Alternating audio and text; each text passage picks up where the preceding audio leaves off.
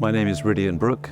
I'm a writer, broadcaster. I'm standing in the choir at York Minster, where I'm going to be for the next 7 or 8 days. I'm preaching the 9 sermons of Holy Week. I'm one day in, Palm Sunday was yesterday, and today the story picks up and starts to get quite intense. It struck me coming at this story that we inevitably come at it knowing what happens. We are the other side of history, the other side of his story. We have the weight of theology, the lived lives of people's faiths, the culture, the art. But to come at it as though it's never happened before was my challenge I set myself.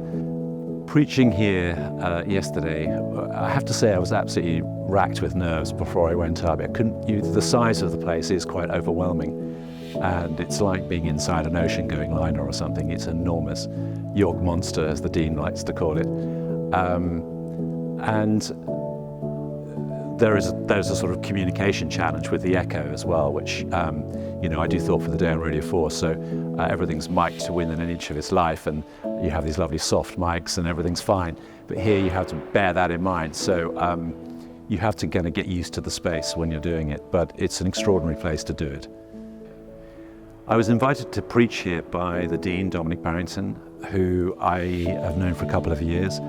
I received an email from him, I think 2.5 years ago. I didn't know him. He was taking pilgrimages to the Holy Land. He asked me if I'd come and do some talks. He liked my thought for the days. I said I'd never been. He said, well, come on one. I did. So I ended up spending a year living in Jerusalem and with my wife. And whilst I was there, Dominic asked me would I be interested in preaching the Holy Week at York. I said yes, not really knowing what that entailed, a year away. It's a huge privilege, but I came at it pretty green, not really knowing what it entailed. So it's intense. It's an intense story anyway, but to really have to engage with it, to really have to think about it. And it's both familiar and kind of obscure and unknown. How do you take the story to people who perhaps don't know it at all, as well as those who've heard it plenty of times? That's the challenge, really, I've set myself this week. I think having lived in the land, the Holy Land, for a year definitely changes the way you see Scripture. If it was in black and white before, it's suddenly in colour. That does help to see the places and spaces and get the atmosphere of the place. Obviously, a lot of it's changed, but plenty of it hasn't, especially Jerusalem.